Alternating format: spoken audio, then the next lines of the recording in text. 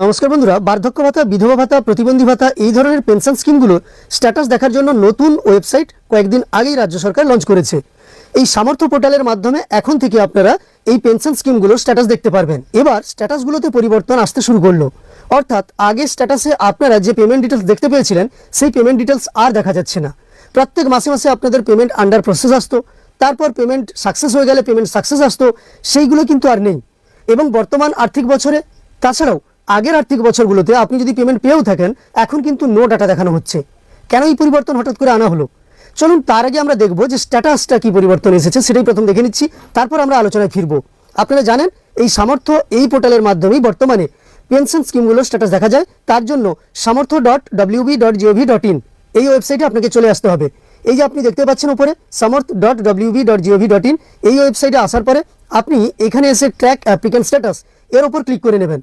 এর ওপর ক্লিক করার পরে এখানে দেখতে পাচ্ছেন লেখা আছে track applicant and view payment status. আরেকটা কথা বলে রাখি, দেখুন এক্ষেত্রে অনেক সময় কিন্তু ক্যাপচা দিতে গিয়ে আপনারা সমস্যায় পড়ছেন। যদি এমন সমস্যা আপনাদের হয়ে থাকে তাহলে এই যে উপরে 3 ডট আছে, এই 3 ডটের ওপর ক্লিক করে নেবেন এবং এখান থেকে ডেস্কটপ সাইট এটা কিন্তু আপনি অন করে নেবেন। অনেকের ক্ষেত্রেই ক্যাপচা আসছে না বা ক্যাপচা দেওয়ার জায়গা আসছে না, সেই সমস্যার সমাধান হবে যদি আপনি ডেস্কটপ সাইটটা অন করে নেন। এবার স্ট্যাটাস দেখার জন্য আমাদের কি করতে হবে, এখান থেকে স্কিমটা সিলেক্ট করতে হবে, তারপর আপনি কোন আইডি দিয়ে সার্চ করবেন, এছাড়াও এখানে আপনাকে সেই আইডিটা এন্টার করতে হবে এবং ক্যাপচা কোড এন্টার করতে হবে।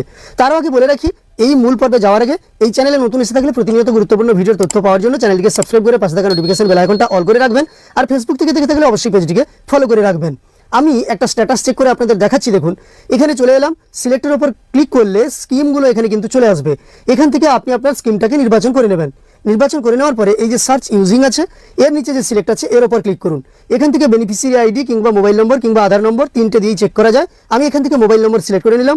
এবার মোবাইল নম্বরটা এখানে এন্টার করতে হবে। তারপর এই যে ক্যাপচা কোডটা আছে তা দেখে দেখে ফিল করে নিতে হবে। যেভাবে ক্যাপচা কোডটা আছে আপনি সেভাবেই লিখবেন, অর্থাৎ এখানে লেখা আছে h63UYB, এইভাবেই কিন্তু আপনাকে বসিয়ে নিতে হবে। তারপর সার্চের উপর ক্লিক করতে হবে।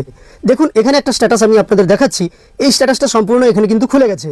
দেখতে পাচ্ছেন বেনিফিশিয়ারি আইডি আছে, অ্যাপ্লিক্যান্ট নেম আছে, তার সম্পূর্ণ অ্যাড্রেসটা দেওয়া আছে এবং কারেন্ট ব্যাংকিং ইনফরমেশনে ব্যাংকের সমস্ত তথ্য দেওয়া আছে এবং স্ট্যাটাস দেখতে পাচ্ছেন অ্যাপ্রুভড আছে। এবং যে উপভোক্তার স্ট্যাটাস আপনাদের আমি দেখাচ্ছি, এই উপভোক্তা ইতিমধ্যে প্রায় 2 বছর ধরে বার্ধক্য ভাতার টাকা পাচ্ছেন।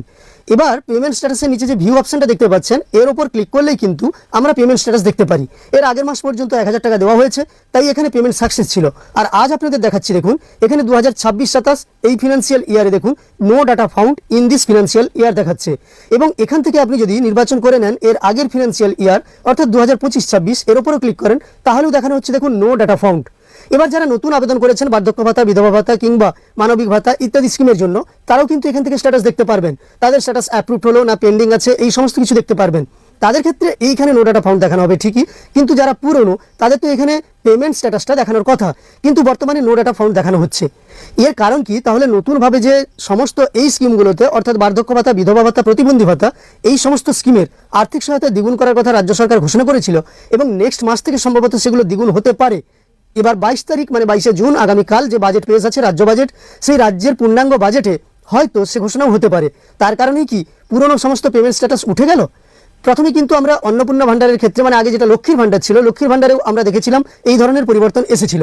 তারপর লক্ষ্মীর ভান্ডারের স্ট্যাটাস আমরা আর এইভাবে দেখতে পারি না। বর্তমানে অন্নপূর্ণা ভান্ডার হয়ে গেছে, তার স্ট্যাটাস এখনো পর্যন্ত দেখা শুরু হয়নি।